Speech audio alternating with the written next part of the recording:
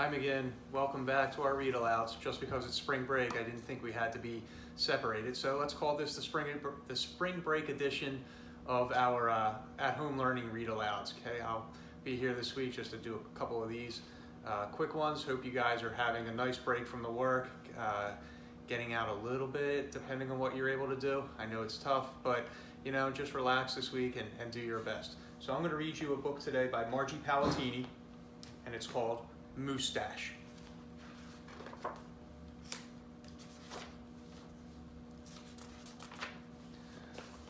Moose had a problem, a horrible, hairy, prickly problem. It grew right below his nostrils and just above his upper lip, a moustache. Now, not a few spare hairs or shy little stubble, no mere weak wandering whiskers on the upper lip of this moose, no siree. Moose had a big, bushy, bristly, mighty moustache. But a moustache that was a burly, surly, mangy mess, and it itched a lot. Sure, he plucked and he tweezed, he even clipped, snipped, and teased, but his combs were still cowards, and his brushes rebelled. His scissors simply surrendered. Moose was in a frizzy tizzy. The moustache was completely crimping his style. He was a great hoofer, but he could barely bop and hip-hop with a moustache going flip-flop. He was a wonderful chef, but he simply could not flambe his souffle with all those whiskers in his way. And he was a daring scare, but how could he downhill race with the mighty moustache blowing in his face? Moose had to do something, and soon. But what? After days and days of much serious thought, Moose got an idea. He crossed some hair here, he crossed some hair there, and he tied his moustache around his neck. A moose scarf seemed to be the ideal answer to his problem. It was so simple, so easy, so perfectly perfect. But then his moustache got knotted and mangled and horribly tangled, and those hundreds of hairs still prickled and tickled. Worse, Moose could barely take a breath with all that moustache wrapped around his neck. So Moose untied, unwrapped, unknotted, and gulped in some fresh air. He got another idea. He parted some hair this way, he parted some hair that way, and he heaped all that moustache on top of his head. Moustachioed antlers seemed to be the ideal answer to his problem. It was so simple, so easy, so perfectly perfect. Until a squadron of squirrels and one very nosy gopher moved right in to the Moose Motel. They huddled and hoarded, furrowed in, burrowed out. Needless to say, it became quite crowded up there on Moose's head, and heavy and messy. And very, very noisy. The squirrels chitting and chatting, squeals and squawks woke Moose every morning before the crack of dawn, and that gopher was giving the moose one hairy headache.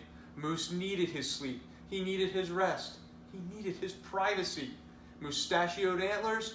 Nuts, said Moose. So he unparted and unpiled, untwisted and untwined, and said adios to the hairy horns. But now what? What? The miserable moose took hold of a hunk of hair, and he wrestled it, then roped it, he tethered, tied, and tamed. Aha, a moose tail. Now, that was so simple, that was so easy, that was not so perfectly perfect. Talk about a dizzy do. Moose didn't know if he was coming or going, backward, forward, this way, that. He didn't know which end was which. Moose had to bail on the tail. And so he thought and thought and thought some more. But no other idea was a worthy winner. Braids were a bother. A moustache sweater? Too sweltering. Net? Not. Poor Moose. His problem was truly terrible, unbearable, just downright sad. He felt so alone. He didn't know what else to do. Then, call it fate. Call it destiny. It was probably dumb luck.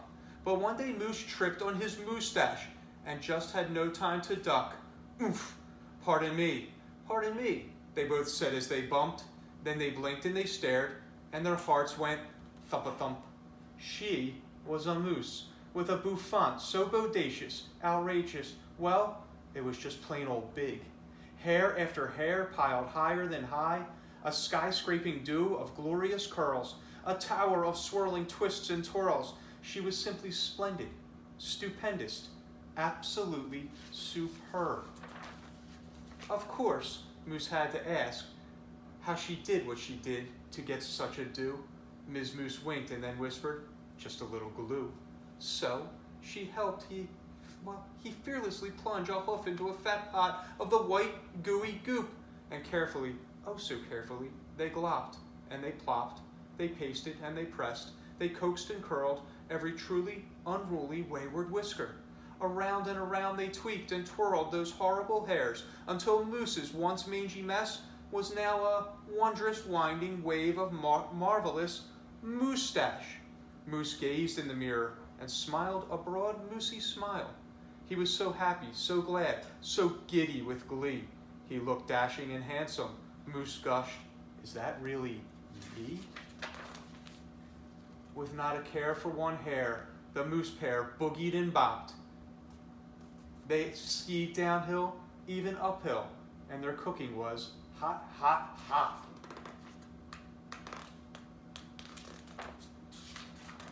So of course it wasn't long after that Moose and his Moosetache and his beautiful bride fox-trotted and tangoed and waltzed down the aisle.